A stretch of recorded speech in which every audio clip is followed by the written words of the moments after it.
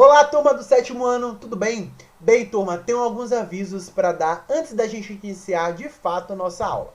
A gente inicia agora a unidade 2, então a gente parte do módulo 1 e vai para o módulo 2. As atividades pontuadas, testes, avaliações, a gente vai falar disso quando a gente retornar. Outra coisa, as atividades que eu peço para vocês fazerem no caderno, deixem no caderno e quando a gente voltar, aí eu vou dar providência de todas essas atividades. As atividades para serem realizadas no portal, elas têm prazo para serem realizadas, turma. E cuidado para não perder o prazo.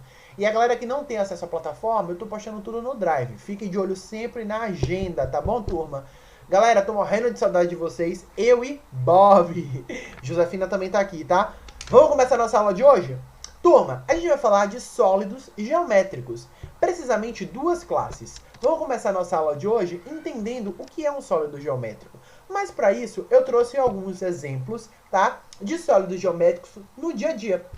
E aí eu quero de vocês o seguinte, vocês vão ver esses sólidos e na ordem vocês vão comentar aqui no canal do YouTube que sólidos geométricos você se lembra ao olhar para estas imagens. Então, essa primeira aí.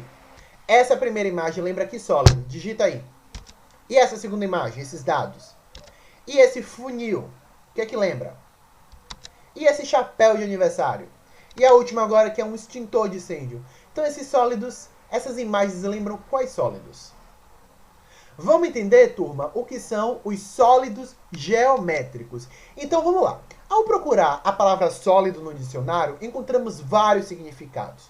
Uma delas significa corpo não oco, ou seja, um corpo maciço.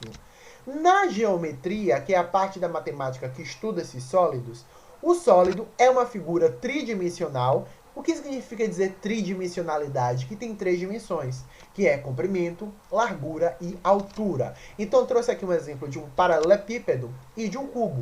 Eles têm comprimento, eles têm largura e eles têm altura. Uma coisa importante também que a gente vai perceber é que esses sólidos aqui, eles vão possuir faces, certo? Que são laterais e as bases, nesse caso. Nós vamos ter as arestas, que são os encontros da face, mas a gente considera que são as linhas. Nós vamos ter os vértices, que são os encontros das arestas, mas a gente diz que são as pontas.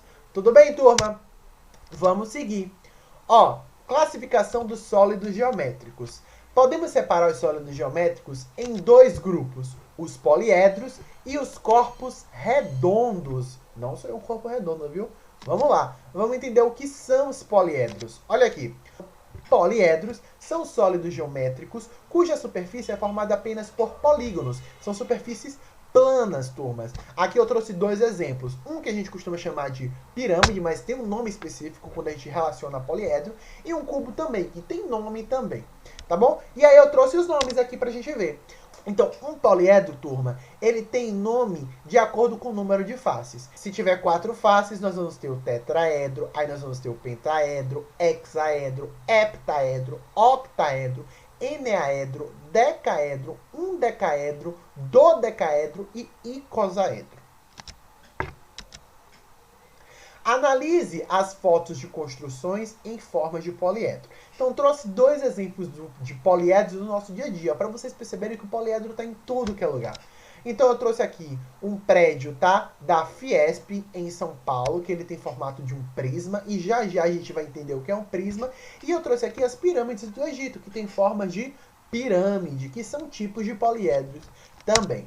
Vamos entender agora o que são os prismas. Eu trouxe alguns exemplos de prisma aqui, e o que vai dizer o nome do prisma, turma, são as bases dele. Então eu trouxe aqui um prisma triangular. O prisma, ele se caracteriza principalmente por ter duas bases. Então eu tenho aqui, ó, o prisma triangular, o pentagonal. Nós temos esse amigo aqui que chamamos de paralelepípedo, mas nesse caso aqui, ele é um prisma, tá? E ele é um prisma de base retangular. E nós temos o cubo, que é um prisma de base quadrangular. E qual é a característica principal para a gente chamar ele de cubo? É que todos os lados são iguais. São o quê? Polígonos. Que polígonos são? Quadriláteros. Do que tipo? Quadrados. Tá bom? Existem dois tipos de prisma. O prisma reto, que obviamente é aquele prisma certinho, reto. E o prisma oblíquo, quando ele está tortinho. Tá bom? Nós também temos as pirâmides. E as pirâmides, assim como o prisma, elas vão possuir nome de acordo com as bases. Então ela pode ser pirâmide triangular, pirâmide pentagonal, pirâmide retangular. E observe, a pirâmide só tem uma base. Se eu perguntasse aqui para vocês, e eu quero que vocês respondam aqui nos comentários, qual seria a principal diferença de um prisma e de uma pirâmide? O que é que vocês me diriam? Quero resposta, hein?